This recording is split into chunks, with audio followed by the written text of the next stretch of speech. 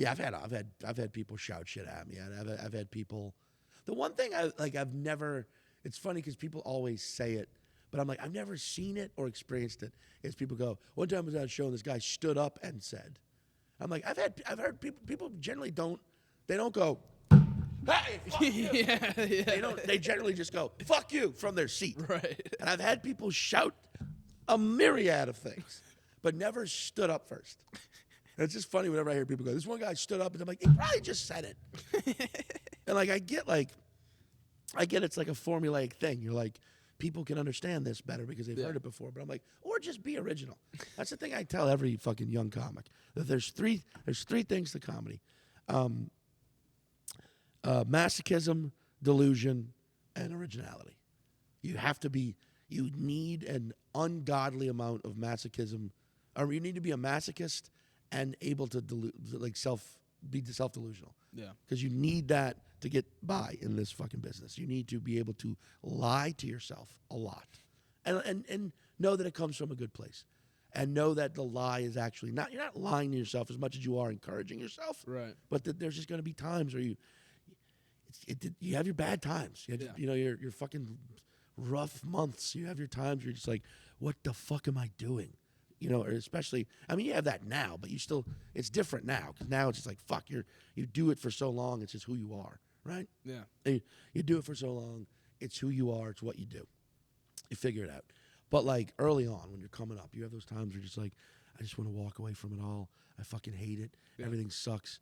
The jokes suck. I fucking hate doing it. I hate you're just miserable, and you have to go, no, man, but no, because you got that one bit, and it's not doing well now, but it fucking killed 2 weeks ago, and you'll figure it out. You'll figure it out, and you're lying to yourself. Yeah. Well, you're not lying.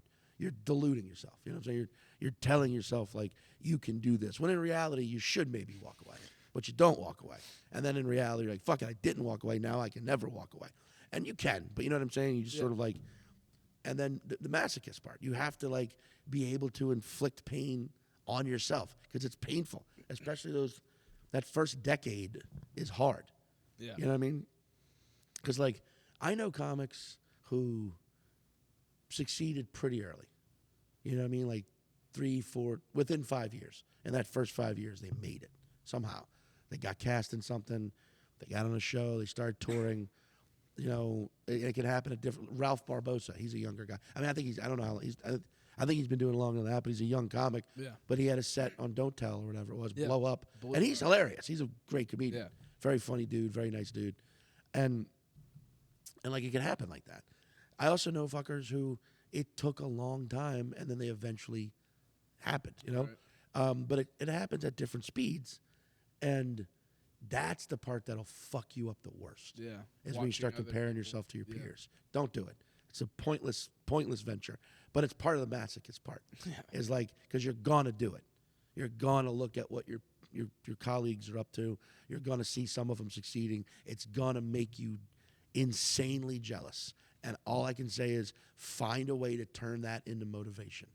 Don't become jealous and bitter. People say don't become bitter. Bitterness is part of it, man. You're gonna become bitterness is going to seep in. Yeah. You're not a human being if you aren't bitter at times. Right. When something you love doing and want more than anything else, maybe you aren't getting in the moment, but everyone around you is. It happens that way sometimes. And bitterness is gonna seep in. Let it in. I say don't fight it, but let it in and immediately kick it back out. Eat it, devour it, and then shit it back out. And get the nutrients from it. The bitterness, the jealousy, take those, and instead of allowing them to just fucking set you on fire, I'm serious, like think of them as food groups, right? Like whereas gratitude, that's broccoli or Brussels sprouts. That's healthy for you. You need that. And bitterness and jealousy are like fucking jujubes and you know, deep fried Twinkies. Like you don't need that. You shouldn't have that, but you're gonna. And there's a little bit of nutrients in there. Yeah. There's a little sugar, or there's maybe a little fucking iron. I don't know. But there's little amounts of things that you can get from that terrible, terrible stuff. Eat it, shit it out immediately, and take the good parts. And the good parts are learn from it. Take the bitterness, feel it, and then be like, all right, that is not who I want to be. You don't want to be that bitter asshole who's in the back of the room, who shits on everybody who achieves something. I fucking hate that guy. And I've had 30 of those guys in my life over the years who are just like, they're in the back of the room and someone is succeeding or killing and they're just pointing out how that's fucking hack. That sucks. They're only getting it because they're fucking so-and-so. Oh, that's only because they're sexy. Oh, that's only because they're Asian. Oh, that's only because they're a sexy Asian. Oh, that's only because they're fucking sexy Asian. You know, whatever it is. Like, you know, but there's people just being judgmental pricks because the truth is they took the bitterness, they took the jealousy, and they didn't shit it out. Yeah. It's just clogging their system now.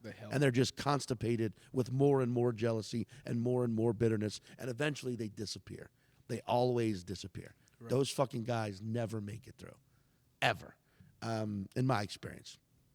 And it's part of it, though. You've got to be able to inflict you got to be able to take it. Yeah. And then originality, I can't stress the most. Like, don't follow in another motherfucker's footsteps. Don't try and be the next anyone. Be the first motherfucking Jet.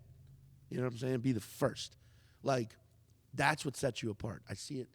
I've seen, you know, especially now with social media and how popular comedy is. It's like, you know, and there's karaoke and fucking AI specials and like we were talking about earlier, cover comedians. Yeah. That shit's coming. Yeah. And I will burn it down personally. Fuck it. That's a terrible thing. Fucking motherfucker. You motherfuckers.